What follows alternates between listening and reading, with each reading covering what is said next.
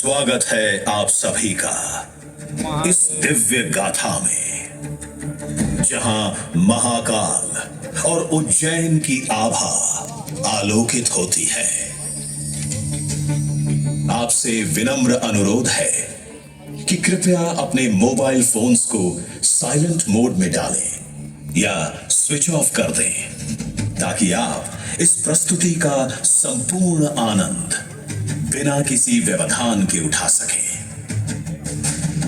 इस शो के प्रस्तुतकर्ता हैं उज्जैन स्मार्ट सिटी लिमिटेड। निष्पादक हैं मध्य प्रदेश पर्यटन। तो प्रस्तुत है महाकाल की शक्ति, उज्जैन की भक्ति।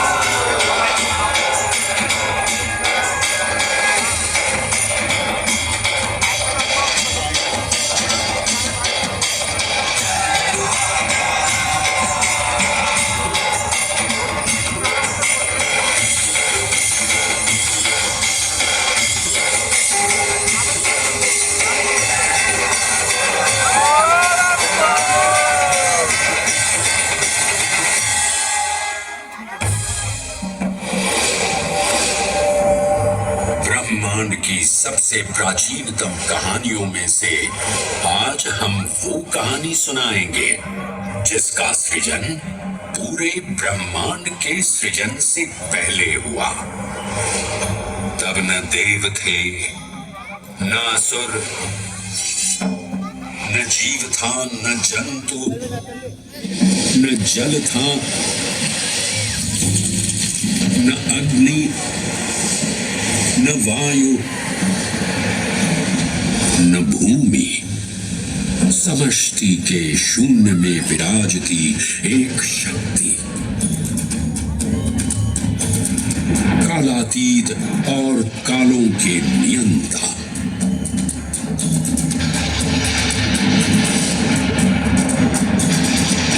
विधाता भी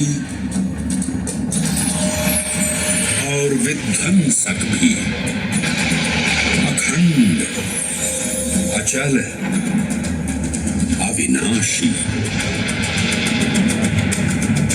ये कथा है उस महादेव के महाकाल स्वरूप की, जो सृष्टि के आरंभ भी हैं और काल के आगमन भी है। वे ही काल के सृजन करता और नियंत्रण करता भी है।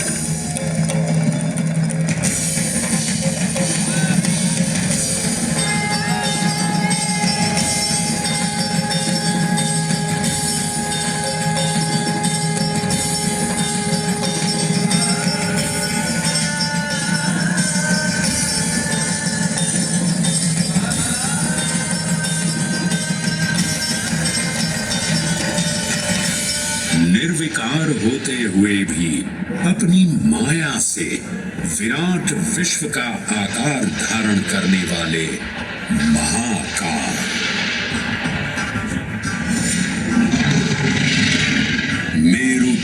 को धनुष और भगवान विष्णु को बाण बना दैत्यों के 3 पुरों का नाश करने वाले महाकाल। वो महाकाल जो तीनों लोकों में विद्यमान सभी शिवलिंगों में प्रधान है।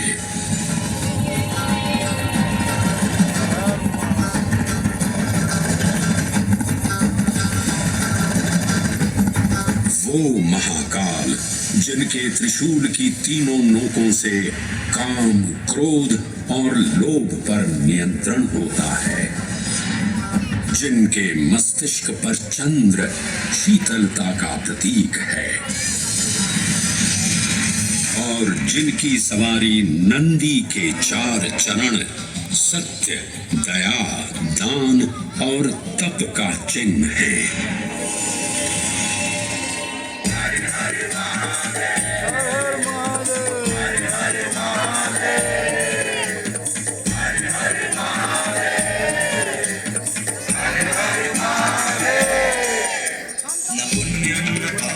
सौख्यं न दुःखं न मन्त्रो न तीर्थं न वेद न यज्ञ अहं भोजनं नैव भोज्यं न भोक्ता चिदानन्दरूपः शिवोऽहं शिवोऽहम्।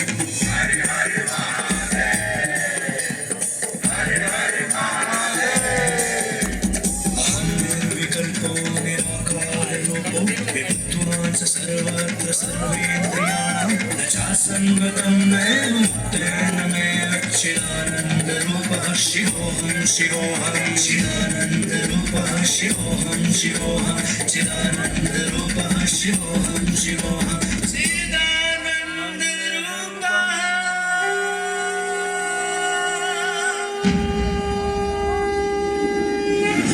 वराह पुराण में कहा गया है, नाभिदेशे महाकालस्तन्नाम्ना तत्र वै हरः, अर्थात नाभिदेश उज्जैन में स्थित भगवान महाकालेश्वर तीनों लोकों में पूजनीय हैं। आकाशे तारकाम लिंगम पाताले हाटकेश्वरम मृत्युलोके महाकालम सर्वलिंगम नमोस्तुते। आकाश में तारक लिंग के रूप में, पाताल में हाटकेश्वर के रूप में और मृत्युलोक में महाकाल के रूप में स्थित भगवान शिव को प्रणाम। समस्त लिंग स्वरूपों में विद्यमान भगवान शिव को सादर नमस्कार। नाभिदेश उज्जैन का अटूट बंधन है महाकाल के साथ, जो महाकाल स्तोत्र में उल्लिखित है। उज्जयिन्यां महाकालम महाकालेश्वरम हरम महाकालम महायोगिनम नमामि पार्वती पतिं। तो चलिए मैं आपको कथा सुनाता हूँ इसी महान उज्जैन नगर की। उज्जैन, जिसे संस्कृत साहित्य में अवंतिका, विशाला, कुशस्थली, पद्मावती, कनक श्रृंगा, स्वर्ण श्रृंगा, प्रतिकल्पा, कुमुदवती और अमरावती के नाम से पुकारा गया। उज्जैन, जो मनुष्य को मोक्ष प्रदान करने वाली 7 नगरियों में से एक है। उज्जैन, जहां 84 महादेव का आशीर्वाद प्राप्त है। उज्जैन, जिस पर सदा ही कृपा रहती है महाकाल की। यहाँ सतत क्षिप्रा नदी की निर्मल धारा बहती है। डमरू के नाद से जीवन को ऊर्जा मिलती है। घंटियों की झंकार मन को आनंदित करती है और यहाँ का आकाश शिव आशीष स्वरूप है। श्मशान ऊषर क्षेत्र पीठम तू मनमेव च पंचकत्र न लभ्यते महाकाल पुरद्दते। अर्थात यहाँ पर श्मशान, ऊषर यानी अनुपजाऊ भूमि, क्षेत्र अर्थात पवित्र भूमि, पीठ यानी शक्ति स्थान और मन अर्थात आध्यात्मिक शांति का स्थल पांचों एक ही स्थान पर उपलब्ध हैं। ये संयोग महाकाल की नगरी उज्जैन की महिमा को और गरिमामय बना देता है।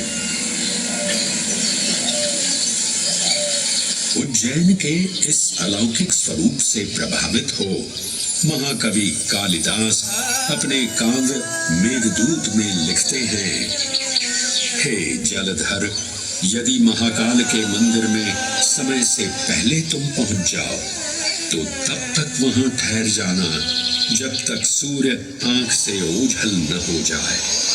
शिव की संध्याकालीन आरती के समय नगाड़े जैसी मधुर ध्वनि करते हुए तुम्हें अपने धीर गंभीर गर्जनों का पूरा फल प्राप्त होगा। ये संध्या आरती जिसे कालिदास ने सराहा है अत्यंत महत्वपूर्ण है, क्योंकि ये वो प्रहर है जब सभी देवी देवता गंधर्व यहाँ उपस्थित होते हैं।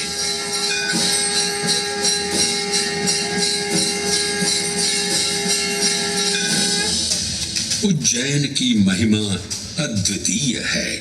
सतयुग, त्रेता युग, द्वापर युग और कलयुग, हर युग में इसका अप्रतिम महत्व रहा है। इस काल यात्रा में सबसे पहले आपको सतयुग के उस कालखंड में ले चलता हूँ जहां देव और दानव एकत्रित हैं समुद्र मंथन करने के लिए। मन की आंखों से कल्पना कीजिए, भगवान विष्णु ने कुर्म का रूप ले मंदरांचल पर्वत को अपनी पीठ पर उठा रखा है। सागर से विकराल लहरें उठ रही हैं, मेघ भयानक गर्जना कर रहे हैं। देव और दानव वासुकी सर्प को नेति बना और मंदार पर्वत को मथनी बना सागर को मथ रहे हैं कि तभी जल का पाप कालकूट विष निकलता है और पूरी सृष्टि को अपने ताप से झुलसाने लगता है। इस भयावह स्थिति ने देवताओं और असुरों के बीच हाहाकार मचा दिया। ये कैसा अनर्थ है? लक्ष्य था अमृतत्व का और अब मृत्यु की विकराल छवि हमारी आंखों के समक्ष मंडरा रही है। इस भयंकर संकट से केवल वही उद्धारकर्ता मुक्ति दिला सकते हैं जो समस्त विश्व के परम संरक्षक हैं। तभी सब महादेव की शरण में जाते हैं और पुकार लगाते हैं, ओम नमो भगवते रुद्राय। और फिर तुष्टा महादेव भक्तों की गुहार सुनते हैं, कैलाश से उतरते हैं, विष को अपनी अंजुलि में भर अपने कंठ में धारण करते हैं।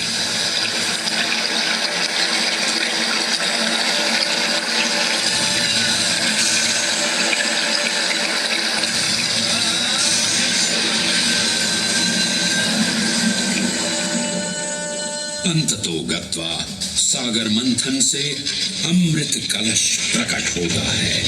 जैसे ही अमृत प्रकट हुआ, दानवों ने इसे केवल अपने आधिपत्य में लेने की आकांक्षा प्रकट की और संघर्ष छिड़ गया।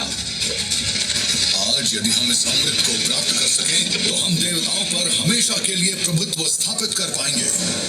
अमृत अपात्र हाथों में ना जा पाए, क्योंकि ये अपनी शक्ति का असीम दुरुपयोग करेंगे। इस अराजकता के परिणाम स्वरूप अमृत की कुछ बूंदें छलकी और पृथ्वी तक पहुंच गई।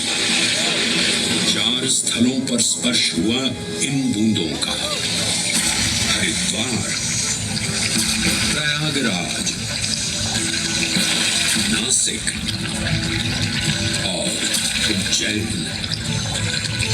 अमृत की इन्हीं बूंदों के कारण उज्जैन में हर 12 वर्ष पर कुंभ सिंहस्थ मेले का आयोजन होता है। भगवान शिव की लीला देखिए। लोक कल्याण के लिए स्वयं विषपान किया और अपनी नगरी पर अमृत वर्षा करवाई। अमृत की पावन बूंदों से अभिसिंचित ये दिव्य उज्जैन भूमि रामायण के पृष्ठों में भी सम्मिलित हुई। सतयुग के बाद त्रेता युग में माता सीता की खोज में वानर सेना का यहाँ आगमन हुआ।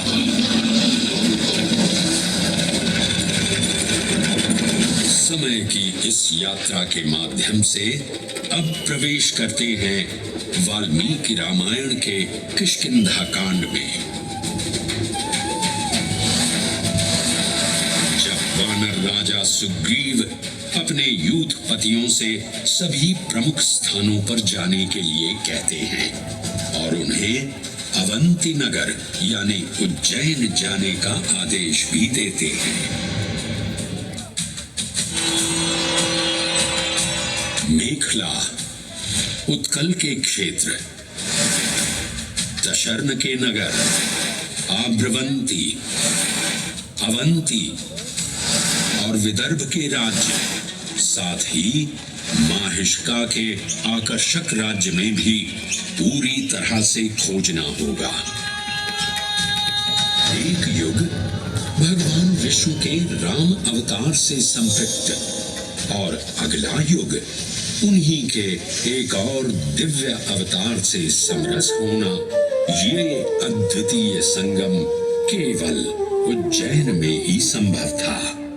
परंतु एक क्षण ठहरिए और ध्यान से सुनिए। ये हैं महाकाल के 1008 दिव्य नाम।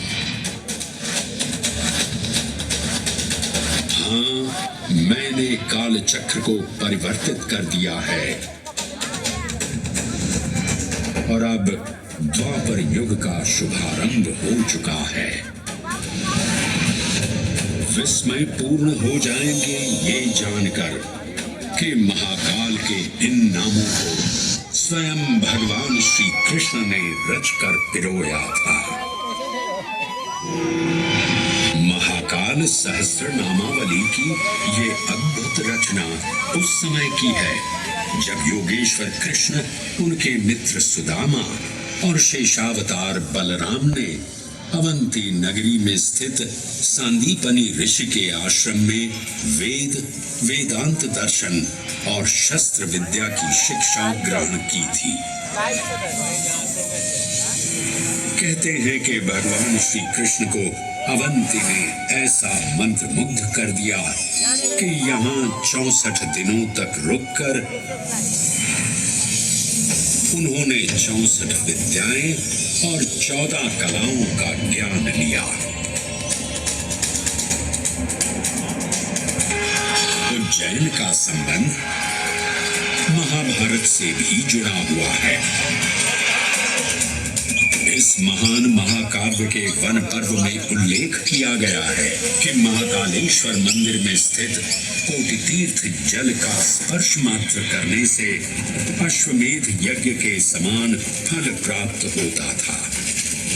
और फिर परिवर्तन की इस अनवरत धारा ने एक नई कहानी लिखी। उज्जैन में उदय हुआ मौर्य वंश का। सम्राट बिंदुसार ने अपने पुत्र अशोक को उज्जैन का राज्यपाल बनाया और समय के साथ अशोक के शासनकाल में धर्म का विस्तार हुआ। मौर्य वंश के पश्चात विभिन्न राजवंशों, सम्राटों और नरेशों ने उज्जैन की सेवा की उनमें से प्रमुख मालवागण और फिर गुप्त वंश ने यहाँ राज कर इसके वैभव में वृद्धि की। उज्जैन ने अपने भव्य तेज से जहां महात्माओं और शासकों को आकर्षित किया, वहीं इस नगर पर आतताइयों की दृष्टि भी पड़ी।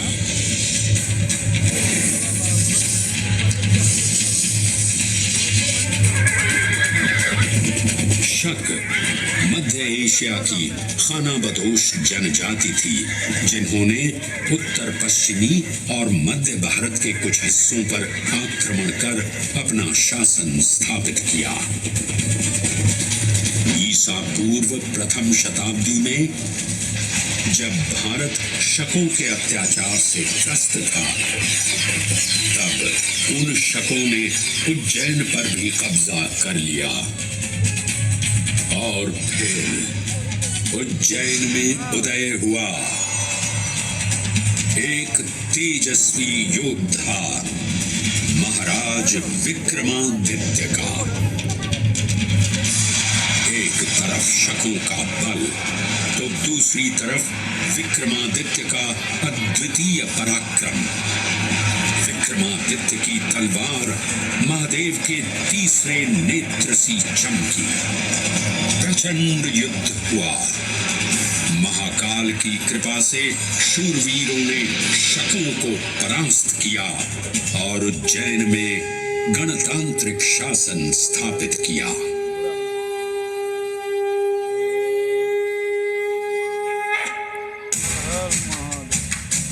इन्हीं महाबली विक्रमादित्य की राज्य सभा महाकाल मंदिर में ही प्रतिष्ठापित थी। आज भी इस मंदिर की घंटियों में विक्रमादित्य की वीरता और शौर्य की प्रतिध्वनि गुंजायमान होती है। राजा विक्रमादित्य और शकों के मध्य हुए युद्ध ने उज्जैन को काल चक्र से अभिन्न रूप से जोड़ दिया, क्योंकि जिस दिन उनको विजय प्राप्त हुई, उस गौरवशाली उपलब्धि के सम्मान में एक नवीन पंचांग का शुभारंभ किया गया, विक्रम संवत पंचांग। आज भी कई हिंदू पर्व और धार्मिक अनुष्ठान विक्रम संवत पर आधारित हैं।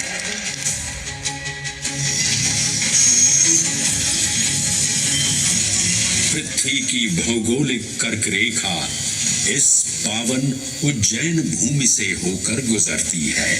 लगभग 300 वर्ष पूर्व उज्जैन विश्व समय का प्रमुख संदर्भ बिंदु था। यही कारण है कि उज्जैन की वेदशाला में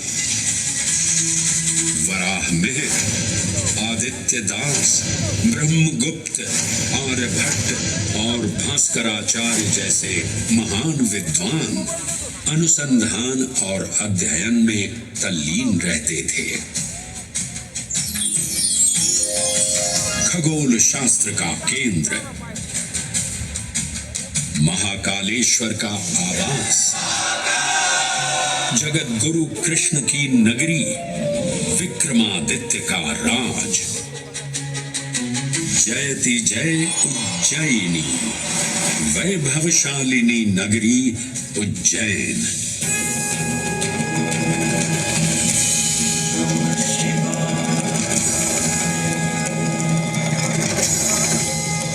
श्वासों को शिव मंत्र से अलंकृत कर, मन को भाव की गंगा से निर्मल कर, जो भी उज्जैन में महादेव की शरण लेता है, उसका कल्याण होना निश्चित है। आज सुनी सबने गाथा महाकाल की, दर्शन जिनके दुर्लभ हैं, नमन करे जिन्हें काल भी, चरण में जिनके है बसा। ये समस्त संसार कभी नहीं देखा होगा धरती पर ऐसा चमत्कार।